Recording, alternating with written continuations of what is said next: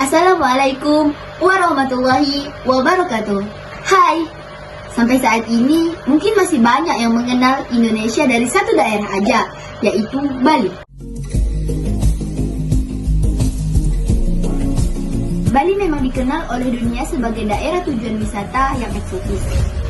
Dan gak heran sih, banyak orang yang mempresentasikan Bali sebagai Indonesia. Tapi, bagaimana dengan wilayah lainnya yang ada di negara ini? Bagaimana bisa satu pulau dengan pulau yang lainnya akhirnya bersatu dan menjadi seperti sekarang ini? Lalu, dari mana sejarah Indonesia dimulai? Mari kita bahas lebih jauh seperti negara tetangga kita, yaitu Malaysia. Meskipun begitu banyak penemuan arkeologi yang membuktikan Indonesia telah berkembang jauh sebelum puluhan ribu tahun. Jauh sebelum puluhan ribu tahun yang lalu, dari nenek moyang manusia saat ini kemungkinan pernah hadir di wilayah Indonesia. Sejak 1,9 juta tahun yang lalu, bagaimanapun bukti awal yang cukup otentik dari peradaban modern kehidupan masyarakat Indonesia berawal sekitar 400 tahun sebelum Masehi. Penemuan barang dagang dari India, wilayah Sumatera, serta wilayah yang ditentukan di Jawa Barat dan Kalimantan Selatan diketahui pola perdagangan dengan Cina terjadi bersamaan dengan perdagangan antara Indonesia dengan India pada masa itu. Perdagangan dengan bangsa asing ini juga bahwa pengaruh ajaran agama Buddha dan Hindu ke pulau tersebut yang kemudian memberi pengaruh dalam kehidupan masyarakat yang ada di wilayah itu. Sekarang kita pergi ke abad ke-7. Kerajaan Sriwijaya yang di dalam perdagangan muncul di Pulau Sumatera dan berkembang hingga ke semenanjung Malaya sampai ke Jawa. Meskipun kerajaan ini pernah berjaya selama beberapa abad lamanya, kerajaan Sriwijaya mengalami kemunduran setelah kerajaan Chola dari India berhasil merebut wilayah Palembang yang ada di Sumatera Selatan. Dan kemudian menangkap Raja Sriwijaya mulai 1025. Sejak saat itu, kerajaan Sriwijaya mulai runtuh dan akhirnya muncul kerajaan Hindu bernama Majapahit. Berdiri pada tahun 1292, kerajaan Majapahit terus mendominasi kehidupan masyarakat modern di Indonesia selama abad ke-13 dan abad ke-14 dan terus melanjutkan kemakmuran perdagangan yang telah dilakukan oleh kerajaan Sriwijaya Majapahit sebelumnya. Tapi seperti halnya Sriwijaya, Majapahit juga akhirnya harus runtuh. Hancurnya Majapahit, Mahapati mereka yaitu Gajah Mada di tahun 1364 lalu, disusul dengan wafatnya raja mereka Hayam Wuruk pada tahun 1369. Selama periode tersebut, pengaruh agama Islam mulai muncul di kepulauan ini dan terus mengambil alih hingga abad-abad berikutnya sebagai kesultanan. Kemudian muncul dan mengalami kejayaannya di pulau ini beberapa di antaranya, bahkan melampaui kekuasaan Majapahit. Kerajaan-kerajaan Islam yang muncul terus melanjutkan perdagangan sampai akhirnya orang-orang Eropa mulai tertarik dengan rempah-rempah yang dijual oleh mereka. Bangsa Eropa pertama yang datang ke Indonesia adalah Portugis dan Spanyol pada abad ke-16.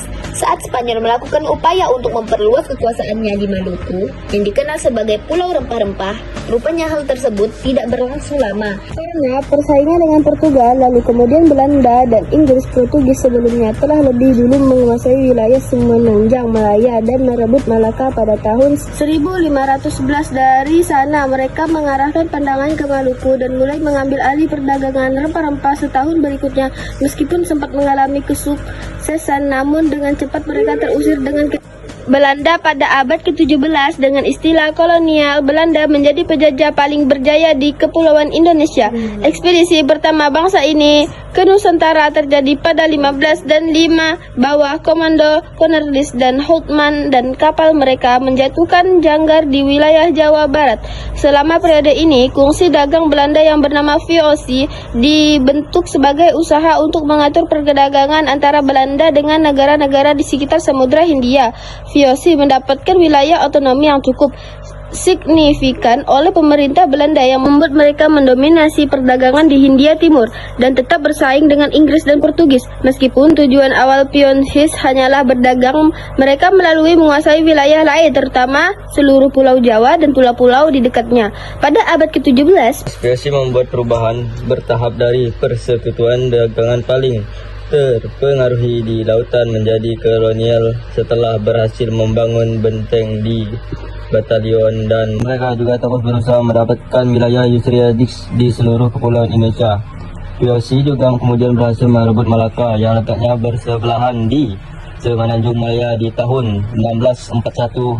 Pemberontakan di awal abad ke-18, POC sendiri mulai berjuang menghadapi korupsi, beragam konflik dan perlahanan menuju kebangkrutan. Hal ini kemudian membuat pemerintah Belanda mencabut hak istimewa mereka yang merebut semua yang telah mereka miliki pada tahun 1799 di tahun 1809.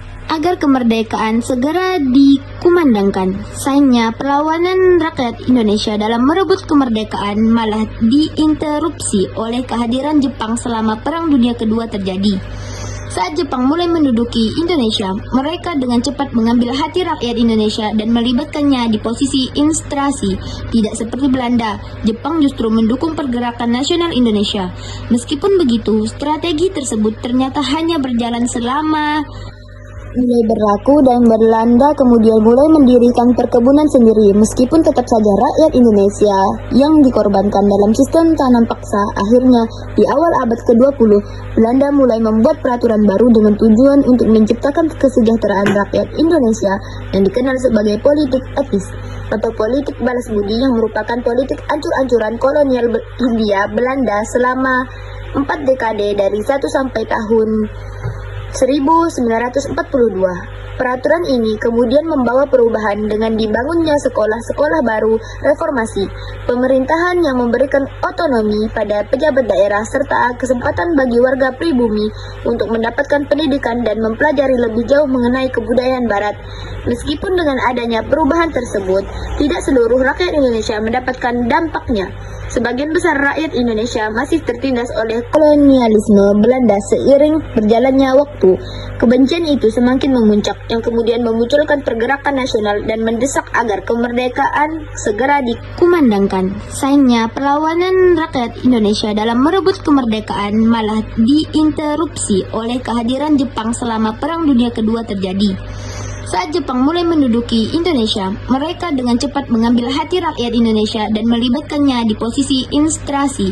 Tidak seperti Belanda, Jepang justru mendukung pergerakan nasional Indonesia. Meskipun begitu, strategi tersebut ternyata hanya berjalan sementara saja. Jepang kemudian memanfaatkan Indonesia dalam bentuk apapun yang cocok bagi mereka selama terjadinya Perang Dunia Kedua. Seperti yang sudah aku bahas sebelumnya, dengan berbagai strategi Jepang ingin menguasai sumber daya alam Indonesia yang melimpah sepenuhnya demi mencukupi kehidupan ekonomi rakyatnya. Hal ini berujung pada penolakan dari sebagian besar bangsa Indonesia. Meskipun demikian, hubungan antara Jepang dengan bangsa Indonesia tidaklah buruk, dan ketika mereka mulai mengalami kekalahan dalam perang, dunia Jepang memberikan dukungan di balik kemerdekaan Indonesia di paruh akhir tahun 1944. Jepang sempat menyatakan tujuannya untuk menciptakan negara kemerdekaan Hindia Timur. Ketika itu, Terauchi Hisaichi, komandan tentara ekspedisi yang memanggil Presiden Soekarno dan Muhammad Hatta untuk menginformasikan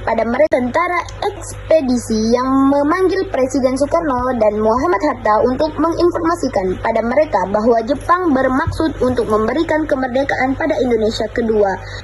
Tokoh ini kemudian memproklamasikan kemerdekaan Indonesia pada 17/8/1945.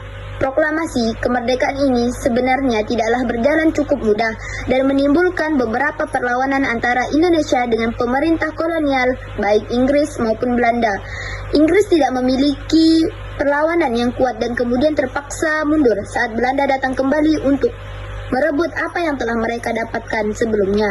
Setelah beberapa kali gagal dan mendapatkan kecaman dari bangsa dunia lainnya seperti Amerika Serikat, akhirnya di tahun 1949 Belanda mengakui kemerdekaan Indonesia.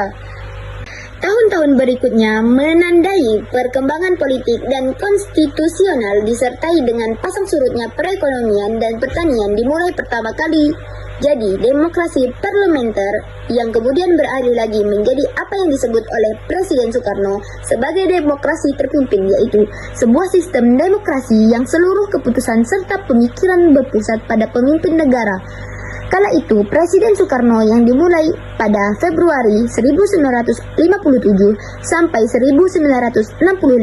Setelah itu, Republik Indonesia kemudian jatuh ke tangan Soeharto pada tahun 1966 dan sebelum akhirnya kembali menjadi negara demokrasi pada tahun 1999. Saat ini Indonesia terus tumbuh dan berkembang. Dan sebelum akhirnya kembali menjadi negara demokrasi pada tahun 1999, saat ini Indonesia terus tumbuh dan berkembang sebagai negara merdeka.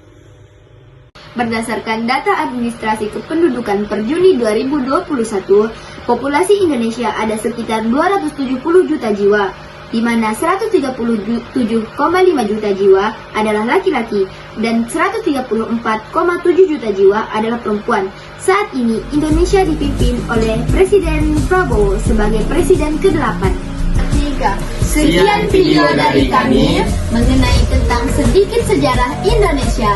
Wassalamualaikum warahmatullahi wabarakatuh. Bye.